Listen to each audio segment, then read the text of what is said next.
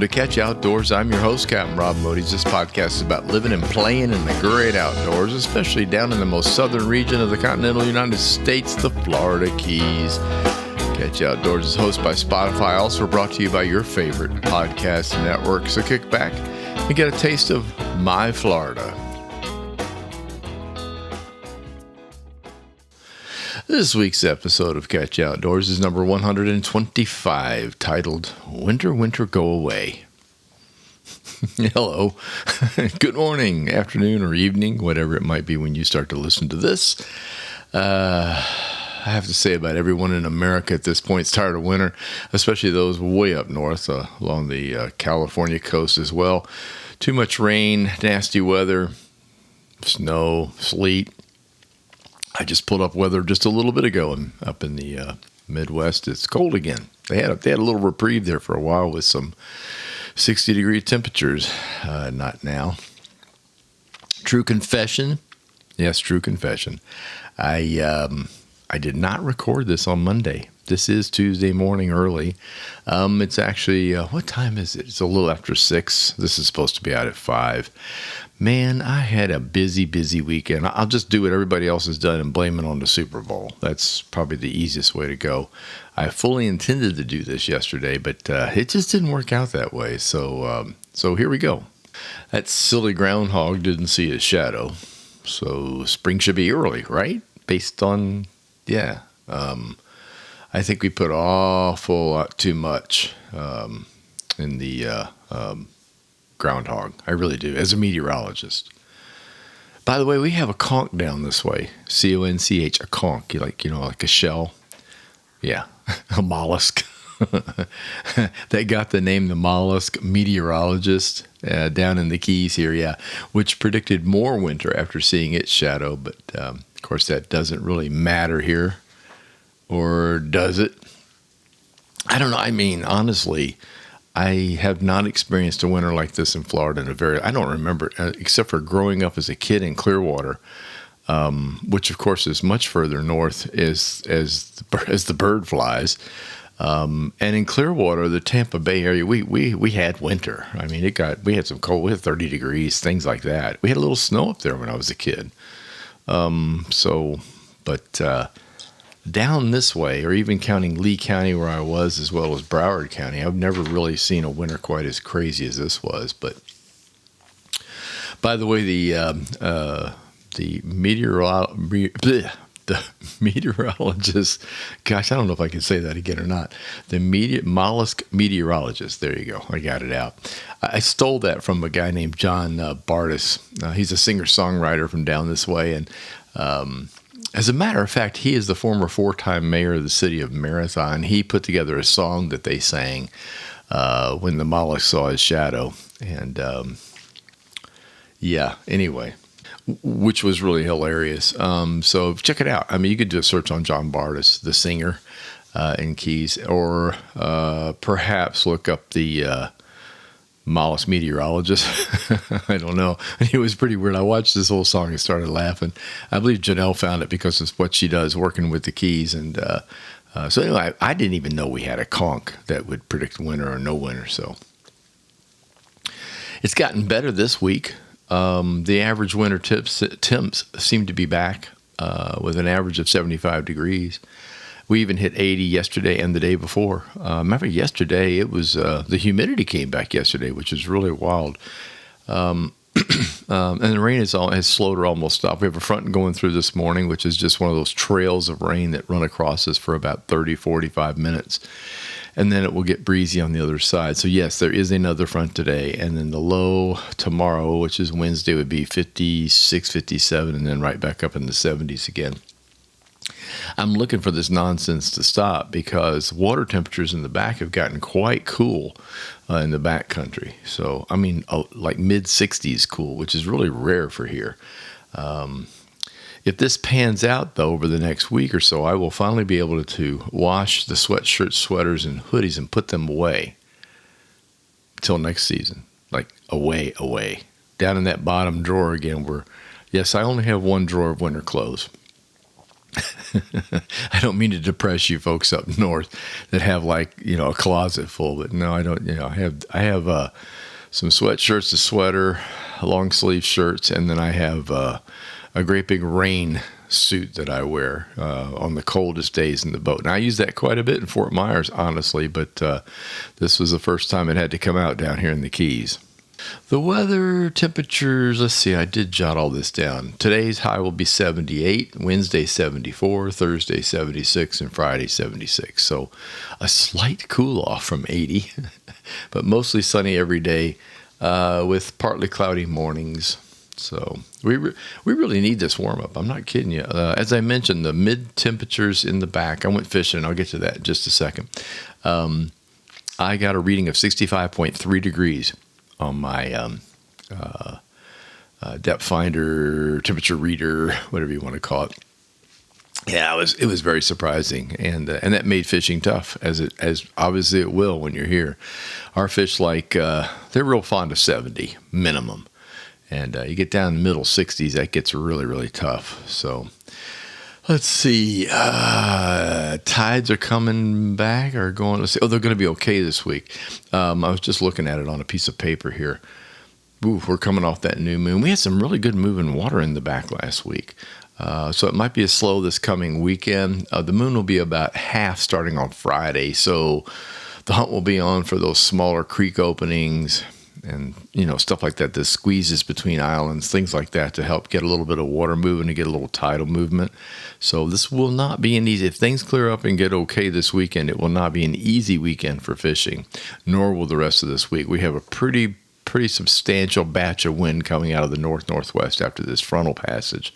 However, like I said, the temperatures are not going to drop dramatically, so that will certainly help in the future week, probably a week to 10 days from now. Speaking of fishing, let's do a fishing report. Friends of ours currently they're in Fort Myers. They have a winter place in Fort Myers, and then they live up in Minnesota. During the summertime, they came down and visited us for a couple of days down here in the Keys. Brenda and Laura, by the way, if you all listen to this, you probably do. I'm very happy that you were here. That was an awful lot of fun. We got out and got fishing, and which was amazing because we had some very, very breezy days while they were here. But we managed to squeeze it in on Thursday and get out in the back country. So the trip up was really not terribly eventful other than cold.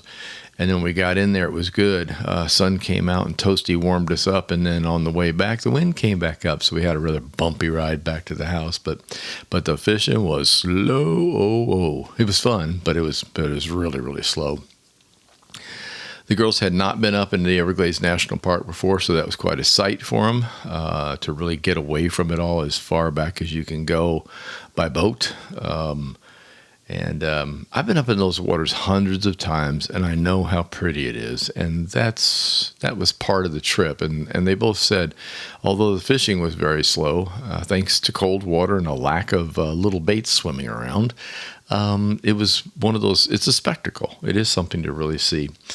Sun broke out around 9:30, warmed things up, and the kudas began to play. And that's something you can almost always fall back on. When I fished in Fort Myers, it was like trying to find jacks and ladyfish. Those were the one things that would cooperate when it got cold. And if you couldn't find sheepies on the rocks, sheep's head on the rocks, then you'd be able to find those. Down here, it's kudas and jacks. There were no jacks around, but we had lots of kudas up against the bushes, and they caught quite a few, and some sizable ones too, which was nice. So we didn't get skunked, but I got to be honest with you, when you're messing with 65-degree water, it ain't easy. And no matter where I went, that's what I got. As a matter of fact, we boated back down into Florida Bay and around some of the upper islands in the top of the bay, and the water temperature there was 64 to 65 degrees, so it was actually cooler there. I have not been in the ocean waters, nor have I checked it, but I suspect they're down a bit, which is just really wild for this time of year. So come on, springtime. From a visual standpoint, like I mentioned, there was no bait around. I mean, none. No rain bait, no white bait, no nothing. We did see a few mullets splashing about, which gave me hope that maybe a tarpon or somebody would be hanging around. But nope, we casted like crazy around the It was that, the type of mullet that doesn't jump out of the water, like just splatters on the surface going, doing whatever they do. They don't eat other bait. So, yeah. But that was really wild to see that much of it in one area we were in. I got my hopes up, but that didn't work out. Didn't pan out either. So that's about all we saw. A few mullet and a few kudas. We did get a dolphin show though, as in, porpoise dolphin type, not fish. Flipper. 3 of them came into one of the back bay areas and entertained, jumping and rolling and carrying on, and went right by us and, gave us the look and kept on going and did not stop jumping and carrying on until they got up to the very, very top of the bay and made a turn where I couldn't see them anymore. So it was nice to see them frolicking about. It's always good to get a wild dolphin show back in the wild areas. So let's see. I blame this on the Super Bowl. Yes, the Super Bowl. Wow, what a game. I really didn't take sides because I didn't have to. I'm neither a KC fan or a San Francisco fan. So both teams are further west than what I would ever watch anyway. And if I had any leanings, it was toward Kansas City because at this point, or I should say back when I was a fishing guide in the Fort Myers area, I fished an awful lot of people from that area of the United States. So, I kind of had to side up with them.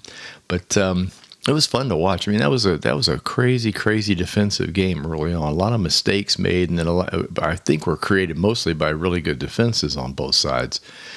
Score was low. Only the second time ever a Super Bowl has gone into an overtime. Just about the time San Francisco thought they had it, they didn't. And then Kansas City made mistakes. And then I thought, well, maybe they do have it. And then that was absolutely crazy.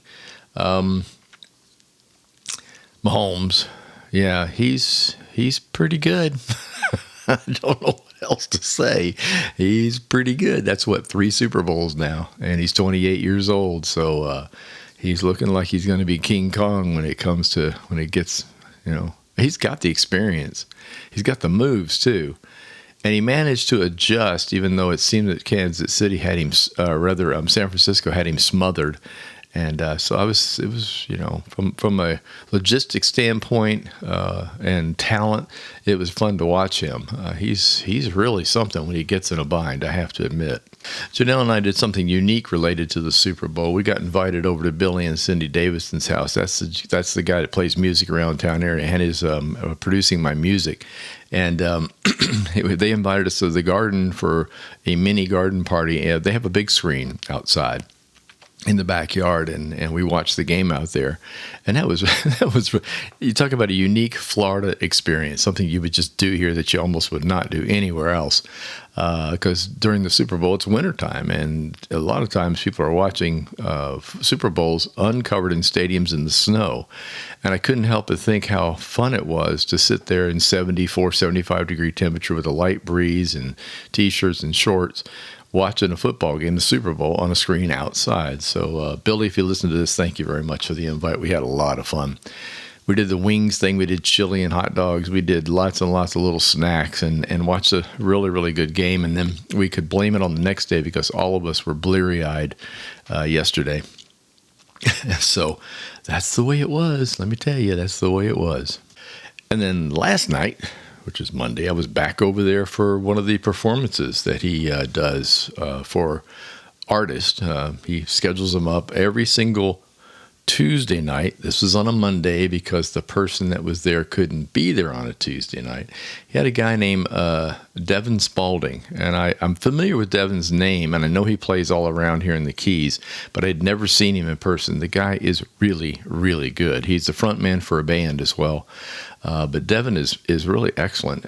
So if you get a chance to catch him out and about in the Keys, it's Devon Spalding. Devin Spalding.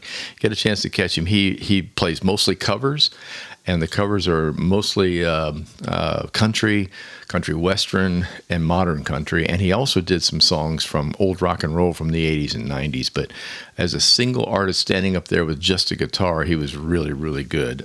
So highly recommend if you get to see him. So that's where I was last night. And then I came home and I crashed. And now I'm recording this on Tuesday morning. Ta-da! And if things aren't crazy enough, yes, the book editing continues. Janelle's working hard on it. She's a very busy gal. I'm not going to kid you. She's like 24/7 with her work. And so it's nice that she's able to squeeze this in. It's taking a little time, but that's okay. I've gotten the photos pulled. I'm starting to write captions, which, by the way, writing captions is trickier than you think it is. Sounds like it's simple when you're on Facebook, right? You just kind of rip off a little caption for your photo or a little something for the photo you post. Not so in a book. In a book, it's very permanent, so you kind of want to get it right. You don't want it to be, I don't know, in my opinion, you don't want it to be hokey, but at the same time, you want it to be kind of get the point across. So I've written and rewritten a few, but I'm getting there, and hopefully the timing will be good, and she'll have that. She'll have all that done, and yeah, it's been quite an ordeal. And last in that category, the song that we're working on now, actually Billy and I and his daughter are working on, is really moving quite along, really fast, which I'm really great. So hopefully we'll have that out here not too much longer. I'm not going to do the title yet, but yeah, no. Anyway, I wanted it to be sung by a woman. And as it turns out, Billy's daughter has a fantastic voice. And so that's where we went with it. So we'll see what happens. And hopefully I'll be able to get that out here shortly so everybody can get a listen to it. Really happy with it. And now on to Winter, Winter, Go Away. Yeah. What is the deal with this winter's winter weather? It's horrible. I know a lot of folks subscribe to the theory of global warming, which is looking less and less like a theory. But now they've changed the title to climate change, so that kind of covers everything that might happen, good or bad. We experienced a hell of a warm-up this past year in the summertime, but I also have gone back and looked historically at trends, and we've done that before in the past, way in the past, 40 and 50 years in the past. So we've also had really rotten hurricane times, and we've had really, really good no hurricane times. So, but yeah, the climate is changing. It's constantly changing. That's what it does. That's usually my take on the whole thing.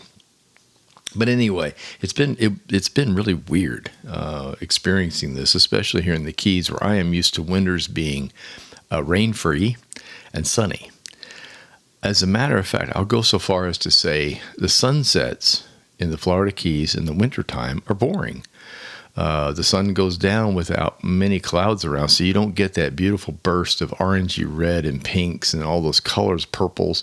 In the evening, the sun just sort of sinks and disappears. Well, that's not the case this year. We have had some absolutely beautiful sunrises and sunsets because there's lots of cloudage in the sky, and it has made a huge difference. Most of the issue from this past year and now, I'm going to say 2023 into 2024, has been mostly El Nino. And more I read about it, and you all might have heard about it as well, but El Nino is a cycle that actually causes this rise in temperature, causes extra rainfall in certain areas, floods, things like that.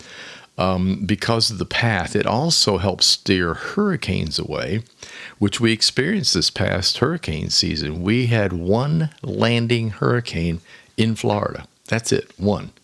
That's all. Idalia. That was the only one that made a landfall up in the Panhandle near Taylor County. That's like right in the crook, the armpit. I don't want to call it that because Taylor County's a nice place, but that's where it turns from Panhandle to south. That's where it hit, and that is the only one. Every other storm missed us, and most of them got turned out into the Atlantic. So they came across the basin and then made a right-hand turn and came very close to the Carolinas, Virginia, but a lot of those wound up out in Bermuda and then went on up toward Canada and New York and New Jersey and those areas. So the El Nino really, really helped us out as far as pushing this stuff away, but it also created a heat wave that I have not experienced anything like that in Florida. Down here, it gets hot at a 92. 93, and then we have an unbearable amount of humidity. yeah, you just go outside and it's like taking a shower in your clothes. This year, the temperatures were much, much warmer, 97, 98, 99. I mean, we really had some unbelievable temperatures. And then you add to that the humidity factor, and it was really, really bad. Oh, so there is some good news, bad news in the future coming up. And that would be La Nina. Yep, La Nina is on the horizon. Eesh. We really have to stop complaining. As you know, I will say this: Floridians are survivors. That's pretty much what we do. But we tend to be the biggest wimps in the world when it comes to cold weather. We hate it, and I suspect we're going to see more of that this year yet. Probably through the rest of February and March, we're probably going to get these cold fronts that we all wish would go away. I keep being more positive about it, but that's what's happening. But typically, we hate cold weather. And that's why we live where we do. I mean, we are here not to have that, and people visit here not to have that. We put up with gators, crocodiles, snakes, all kinds of huge mosquitoes, no-see-ums. Let's see what else. Giant flying cockroaches. We call them palmetto bugs. We disguise that. We have palmetto bugs. Yeah, those are bad, and they turn out to be 2-inch long flying roaches. We have sharks, fire ants. Did I miss anything? Probably. Oh yeah, panthers and bears, but you know they're rare, and they mostly run from us rather than come to see us. But we mostly feel that being warm is more important than ice and snow. So there is that. Now, La Nina. Good news to the Atlantic water temperatures, but not so good for big-time tropical storms and hurricanes. It's okay. Here in the Keys, we have respect for those storms. When we're told to leave, we leave, unlike some other areas of Florida. We've seen what a big hurricane can do, and we really don't want to be around if and when it happens again. La Nina, what that does is instead of forcing the winds into a certain area or pushing, I guess you will, weather fronts in a certain area, it relaxes. And so it lets things happen naturally. So it means that we'll go back to more normal summer temperatures. They shouldn't be anywhere near as hot, I hope. And at the same time, it opens up a window so that tropical storms and things that do build up down in the Caribbean, lower Gulf, and out in the Atlantic Ocean have more of a chance to make it across that basin without getting pushed or turned to the north. So for those of you living in North Carolina, Virginia, and up in there, you'll go, yay! For us, we're like, oh crap. So we'll be on pins and needles again. And that is, by the way, that is the common thing for Florida. But as I've said, we just keep a close eye on it. And we, if we're told to leave, we leave. And we, as a matter of fact, the thing I'm going to do over the next month is get my hurricane supply thing ready and the evacuation. We do things a little different here in the Keys.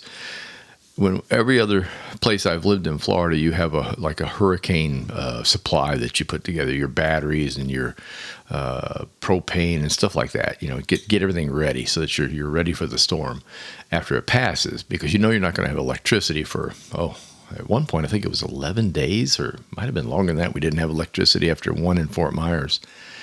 So we get ready for that, and we pack for that. We put things away for that. Not down here. I mean, you do that. You do that, but nowhere near to the extent. Here it's about how much stuff can I get in the truck and a car.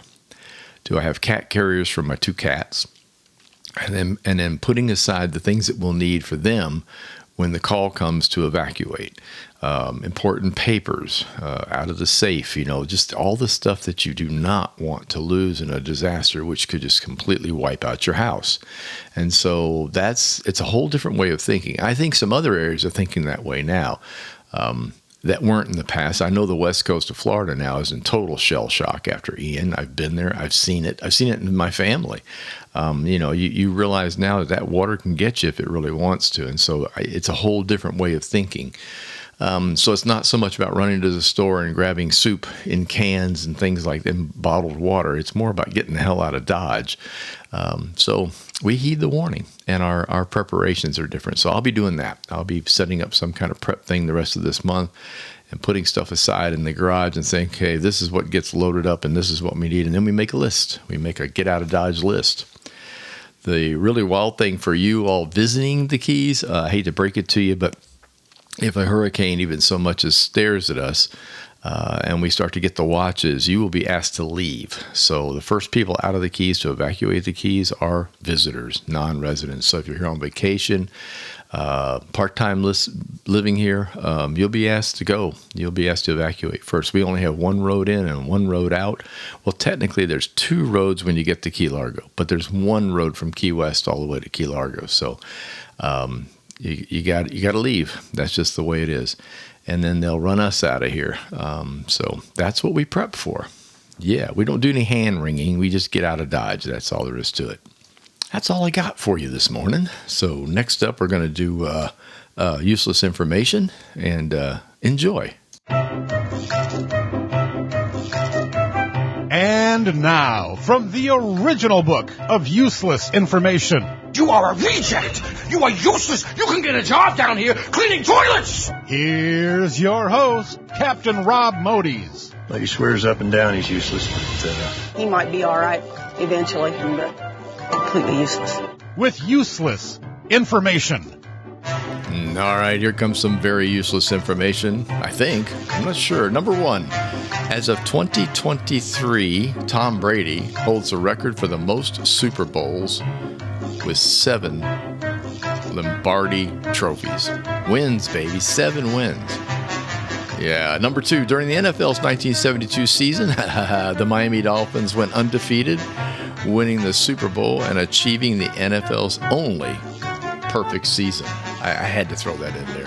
Yes, if you hadn't gathered, this is obviously Super Bowl football related. That was easy this week. It was all over the place, including in my book. The Arizona Cardinals team has existed since NFL's founding in 1920. I did not know that. Maybe this is not useless information. Becoming the oldest team in the league's history, they actually started the franchise in Chicago and then went to St. Louis in 1960, then to Phoenix as the Phoenix Cardinals in 1988, and then renamed the Arizona Cardinals in 2009. Amazing. I had no idea that they started in 1920, so there you go. Is that useless? Yeah, probably. It's good for cocktail parties and stuff. So hope that holds you until next week.